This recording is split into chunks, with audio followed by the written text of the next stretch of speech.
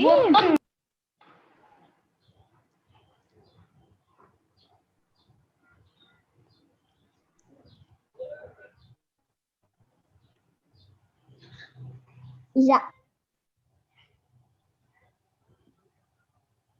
Karena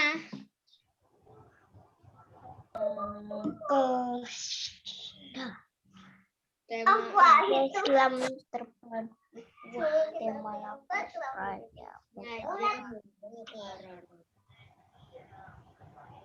Kenapa warnanya sama? Udah tampil ya? Sudah saja sudah kelihatan. Mohon maaf. Karena corona. Pada muda corona tema 8.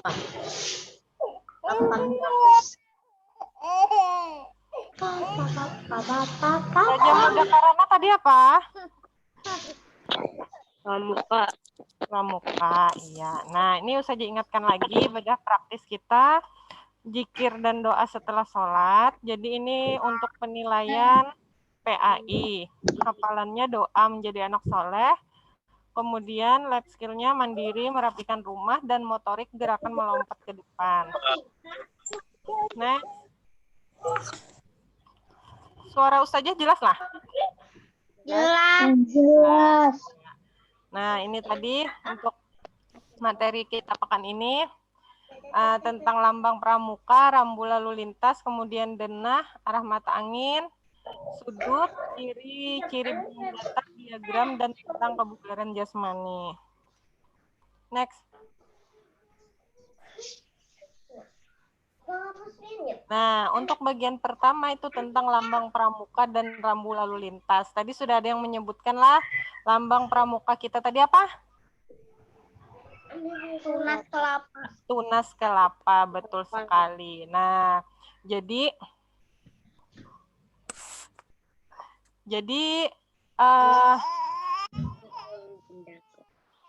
kenapa diambil tunas kelapa itu ternyata punya alasannya. Nah, karena tunas kelapa itu ternyata punya banyak sekali manfaat. Contohnya batangnya itu bisa digunakan untuk membuat rumah. Itu kelapa tadi bisa, batang kelapa itu bisa dibuat rumah atau jembatan biasanya ya lo. Kemudian daunnya bisa untuk buat ketupat. Lambang pramuka. Ya, atau lidinya. Lambang pramuka adalah tunas kepala kelapa. Kemudian buahnya. Mengapa? Karena kepala. Next. Enak untuk Nah, biasanya di baju pramuka kita ada loh lambang tunas kelapa. Kemudian ada perbedaan antara lambang kecakapan umum dan kecakapan khusus. Ini contohnya kecakapan umum. Itu ada lambang pandu dunia, biasanya yang berwarna ungu. Ada di minjam sebentar aja. Laki-laki kalau tidak salah ada di ininya, apa di kerah giginya. Kalau perempuan itu di kantong ya, kalau nggak salah. Nah, habis itu ada tanda jabatan. Ada nomor gugusnya. Nah, next.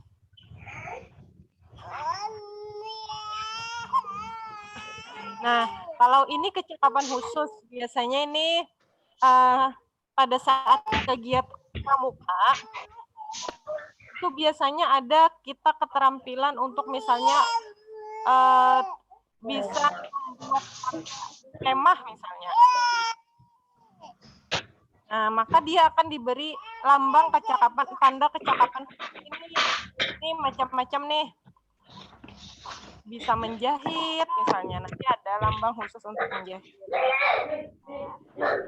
Pengobatan, memasak, habis itu ada yang bangun tenda. Iya, nah sekarang ini tentang rambu-rambu lalu lintas. Nanti bisa dibaca-baca sendirilah. Kalau ada yang ditanyakan bisa ulang sedikit yang tadi lambang. Nah, ini rambu lalu lintas yang biasanya kita lihat di jalan-jalan lah, di pinggir-pinggir jalan biasanya ada. Nah, kalaunya lambang rambu itu berwarna kuning, berarti itu peringatan. Ya lo, nih biasanya kelajuan dah. Ulangi yang sebelumnya. Nah, ini. Nah, biasanya ada yang warna biru, ada yang warna putih, ada yang merah kemudian bersilang. Nah, itu ternyata ada peringatan tersendiri. Next.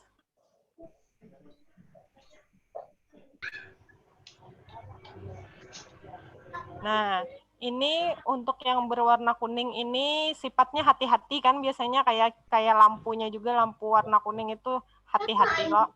Nah, ini sama. Ini biasanya kalaunya ada mobil, habis itu ada jalan berkelok-kelok, bisa jadi itu jalannya licin atau jalannya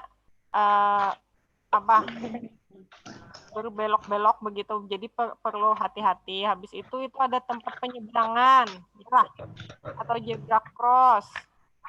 Nah, jadi kita yang naik motor atau naik mobil itu berhati-hati. Kalau di depan ada orang yang menyeberang. Next. Nah, ini rambu perintah. Rambu perintah biasanya berwarna biru. Nah, ini contohnya belok kanan atau belok kiri. Yalah, macam-macam loh, atau jalan memutar biasanya ada. Next. Nah, ini rambu larangan. Kalau S bergarisnya itu dilarang apa? Stop. Dilarang stop atau dilarang berhenti. Kalau P bergaris? Dilarang parkir. Dilarang parkir. Ya, lanjut. Kalau mati nanti klik aja lagi, Nakla. Oke. Linknya. Nah, ini petunjuk.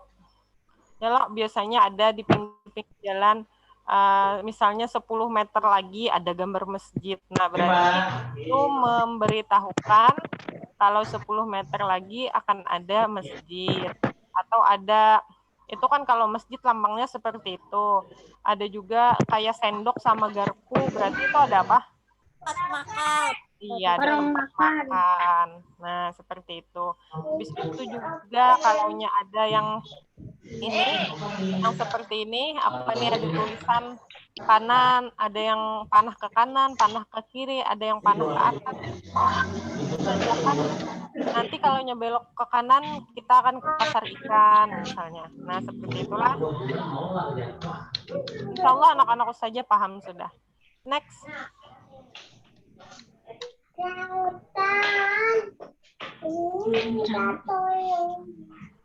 Apa nih? Ini aja kah gambarnya? Nah, nih tadi udah tahu ya. Kenapa tadi pohon kelapa dipilih jadi lambang pramuka? Banyak manfaatnya. Iya, banyak manfaatnya. Dari batangnya, yalah, dari daunnya, habis itu dari buahnya, semuanya bermanfaat. Kemudian bagian yang kedua ini bagian tubuh pohon kelapa yang bisa menjadi sumber energi kita yang mana? Buahnya. Iya, buahnya kalau kita konsumsi bisa jadi sumber energi, betul sekali. Kemudian tuliskan lambang arti rambu-rambu. Tuliskan arti rambu-rambu di bawah ini. Nah, ini ada gambar manusia lidi jeruk Filipina. Tidak boleh menyeberang. Iya, ini ada peringatan tidak boleh menyeberang. Kemudian ada tulisan atau ada huruf P. Boleh parkir. Boleh parkir. Boleh parkir. Nah, ini tempat parkir berarti. Next.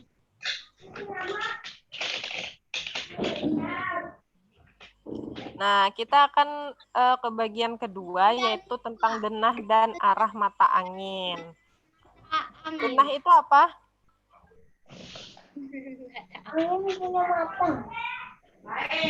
Denah itu Petunjuk arah, bisa lah. ya. Iya. Next. Nah, ini gambar yang menunjukkan lokasi suatu tempat. Biasanya ada di mana nih? Pernah melihat seperti ini di mana biasanya? Pernah di Pernah. orang kampung Di undangan, iyalah. Iya. Nah, iya biasanya di undangan ada ya loh. Nih, misalnya baik, kita sudah ada yang mencoret. Nih, contohnya mau ke kantor polisi misalnya. Rumah ini, oh jangan ke kantor polisi. Mau ke SDN Cemara misalnya. Ternyata rumahnya berada di Jalan Merapi. Nah, maka dia akan berjalan lurus, kemudian menuju nanti ada persimpangan atau ada pertigaan ke Jalan Rinjani, maka dia belok kemana? Ke selatan atau ke utara? Ke selatan. Ya, itu ya. Nih, belok kanan Ustazah, belok kiri Ustazah. Kita mengikuti yang ini. Arah mata angin. Ada berapa nih di sini? Ada 8, ya lah. Petunjuk arah mata anginnya ada 8. Nah, ada utara, selatan, barat, timur, barat laut, timur laut, tenggara, barat daya. Gimana mengingatnya?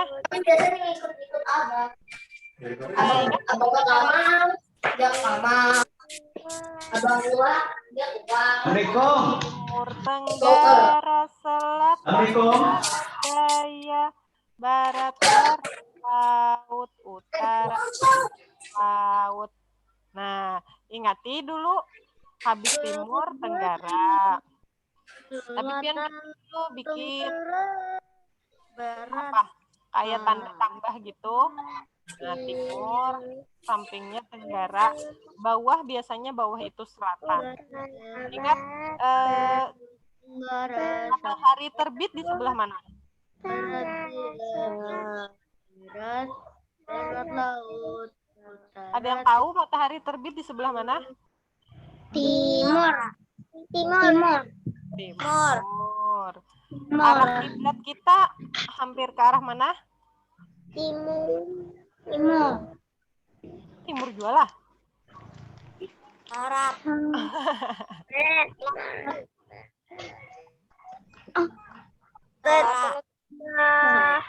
Tenggara. Timur laut. Ada yang ke tenggara, ada yang ke barat. Aduh, salah. Timur laut. Kiblat kita ke Ka'bah nakai. Nah, lanjut ya, next. Ini bisa nanti dibaca-baca sendiri. Kalau nyatanya bisa tanyakan Bang.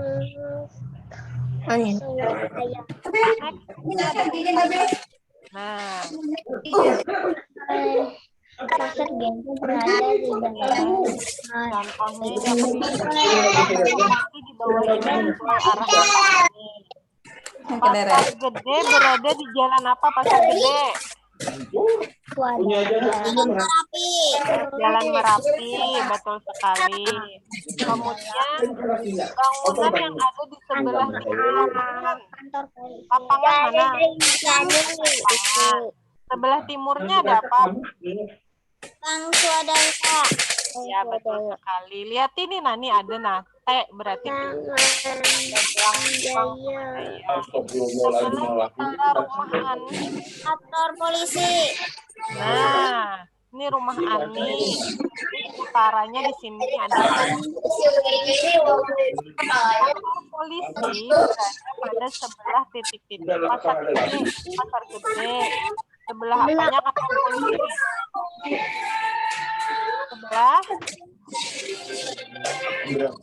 Sebelah mananya kantor polisi? Sebelah utara. Utara. Sebelah Timur. kantor polisi berada pada sebelah titik dari pasar gede. Barat. Selatan. Loh, di bawahnya loh. Ini pasar gede, kantor polisi. Selatannya dari pasar gede. Next. Nah, kita akan belajar tentang sudut. Nih, selanjutnya kita akan belajar tentang sudut. Sudut itu apa sudut? Ada yang tahu sudut? Nah, ada suaranya. Lanjut, Bah. Next. Nah, ini sudut adalah daerah yang dibentuk oleh dua garis yang saling bersentuhan atau berimpit. Nih. Nah, ini sudut. Ini ada garis C dan garis B. Garisnya itu bertemunya di A. Nah, maka ini bagian pojoknya sini, ini ada titik sudut di A. Ini sebelah sininya nih disebut dengan sudut. Nah, ini ada kaki sudut. Kakinya itu ya B dan C, garis B dan garis C. Nah, itu kaki sudut. Nah, paham lah? Oh, kayak gitu. Next. Ada yang ditanyakan kah dulu sampai di sini? Tidak ada. Tidak ada. Nah, jadi macam-macam sudut. Yang pertama ini ada sudut siku-siku. Siku-siku ininya sudutnya tegak lurus, Nakai. Tegak dan lurus. Ya, biasanya sudutnya ini besarnya 90 derajat untuk siku-siku. Jadi kalau pian punya busur derajat, ada kan yang setengah lingkaran itu. Nah, itu biasanya kalau nyepian taruh nih, maka besarnya bisa diukur 90 derajat. Next. Nah, ini sudut lancip. Nah, bisa dipahami kan? Lancip lebih kecil daripada sudut siku-siku, maka dia disebut sudut lancip. Kurang dari 90 derajat, ini sudut lancip. Nah, kalau kurang dari 90 derajat, maka disebut sudut lancip. Next. Nah, berikutnya itu sudut tumpul. Tumpul ini lebih besar dari siku-siku. Siku-siku kan setengah seininya loh. Kalau ada titik dari garis tegak lurus, maka kalau dia melebihi siku-siku, maka dia disebut sudut tumpul. Atau sudut yang besarnya lebih dari 90 derajat. Nah, itu disebut sudut tumpul. Next. Nah, ternyata seperti ini juga disebut sudut lurus, Nakai. Sudut lurus ini besarnya 180 derajat.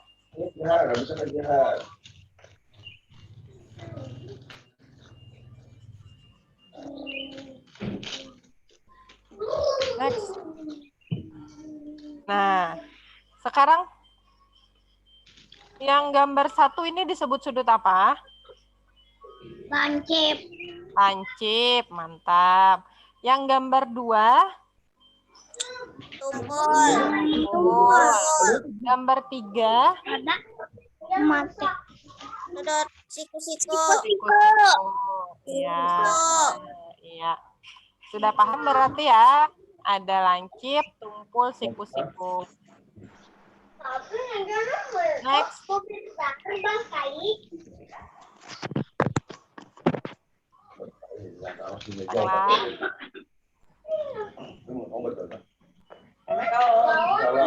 Kita akan selanjutnya kita akan belajar tentang ciri bangun datar. Bangun datar itu contohnya apa aja? Wah, udah dibuka. Ada persegi, ada segitiga, segi 5, segi 6, persegi panjang. Habis itu ada lingkaran, itu disebut bangun datar. Nah, apakah semua bentuk bangun datar di atas sama? Sama lah. Bangun datar yang di atas ini sama lah.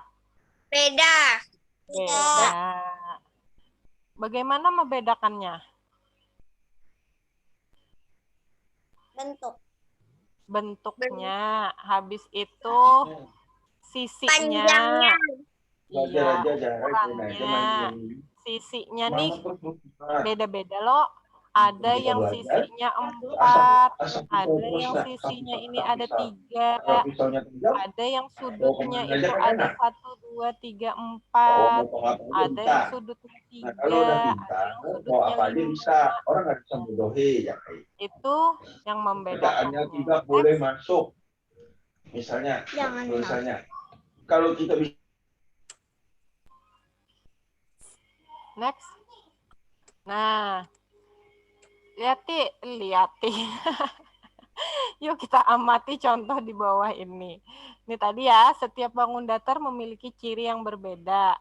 Ciri yang bisa kita lihat dari bangun datar adalah jumlah sisi, sudut, dan titik sudut. Nah, itu Nakai, ada sisi, sudut, dan titik sudutnya. Ini contoh, gambar ini gambar layang. Ya, sisinya ada berapa? 4. Sih sudah dituliskan.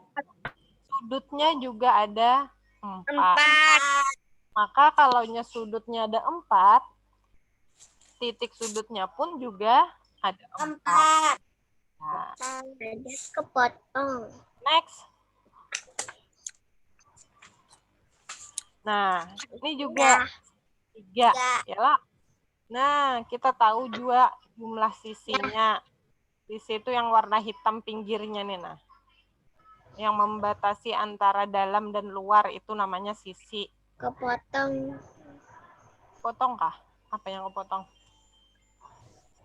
Banyak sisinya ada 3, sudutnya juga sama 3, dan titik sudutnya pun juga 3. Next.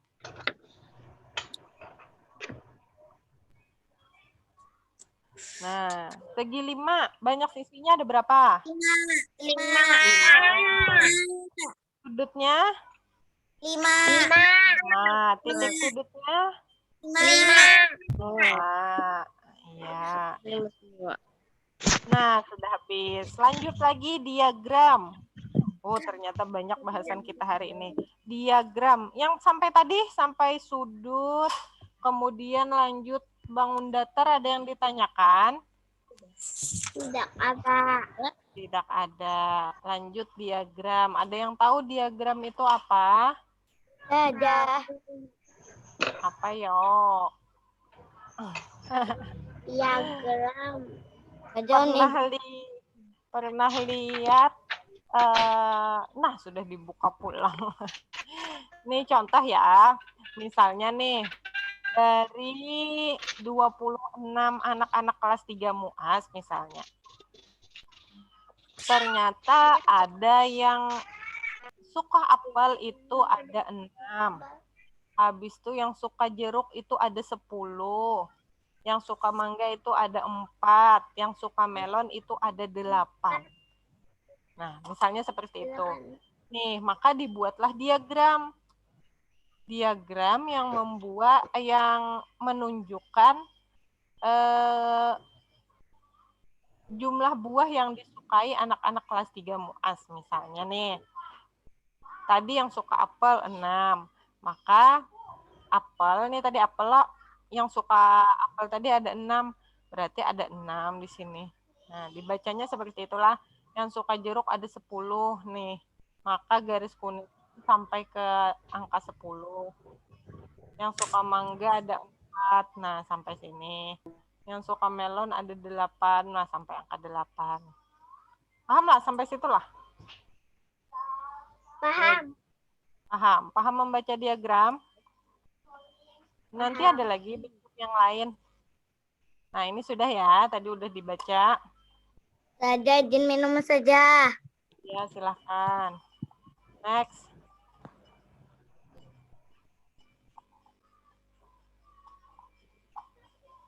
Next. Nah, ini sekarang contoh jumlah telur ayam Edo. Diagram jumlah telur ayam Edo. Nah, ada pertanyaan. Ayam Edo menghasilkan telur paling banyak pada hari apa? Rabu. Rabu. Sip. Nah, kelihatan ya. Kalau yang paling tinggi itu hari Rabu. Sebanyak berapa hari Rabu itu? 25. 25. Betul sekali. Ada 25 telur ayam Edo hari Rabu. Jumlah telur yang dihasilkan ayam Edo pada hari Kamis berapa? 15. 15. Iya, betul sekali. Ada 15. Kemudian jumlah seluruh telur ayam Edo dari hari Senin sampai Kamis berapa? Jumlah seluruh telur. Sini makan dulu, Jahan. Jahan, sini dulu. Kemudian ada berapa? 10 tambah 20 tambah 10. Hari Selasa 20. 10 tambah 20? 10. 30. Habis itu Rabu 25. 30 tambah 25, 55. Hari Kamis 15. Berarti tambah 15. 55 tambah 15. 70. Berapa? 70. Betul. Nomor 3 jawabannya jumlah seluruh telur ayam Edo dari hari Senin sampai Kamis itu ada 70. Betul sekali. Next. Kembali di rumah sakit. Terus saja masih lewat lagi jumnya saja. Nah, habis. Dan betapun habisnya. Alhamdulillah. Sampai di sini ada yang mau ditanyakan? Ada. Oke, sebelumnya saya ucapkan terima kasih atas kehadirannya. Ini ada 21 yang hadir, Masya Allah. Terima kasih ya. Boleh dibuka kameranya biar Ya. ada Jepang, Ini asik. Blender, Ustaznya kok kada bisa buka kamera? Davira. Siapa yang kada bisa? Jaki kah? Belum. Iya, ada bapak yang kalau kada bisa akan buka kameranya.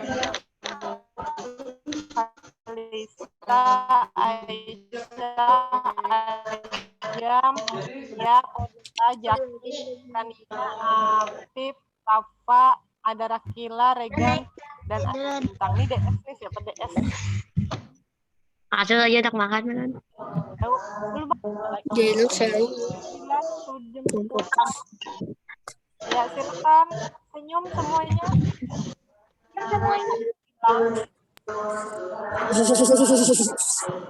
Satu, dua. Ya. Terima kasih atas kehadirannya. Saya mohon maaf jika ada salah menginap. Maaf juga tadi ada kendala teknis yang tidak diduga. Sampai jumpa lagi pekan depan.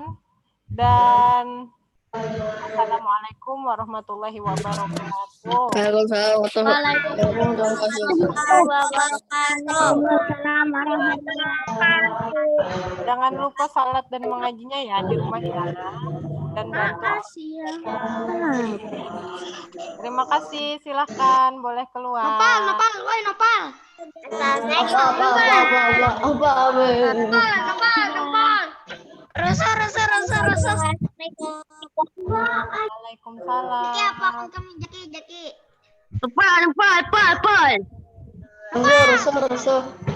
Rusuh.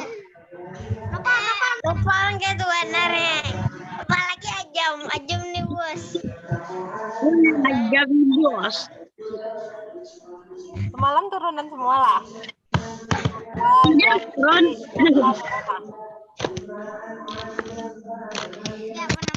Nah, ada turun tanya. Kita berangkat turun. Hujan. Malam Khadijah.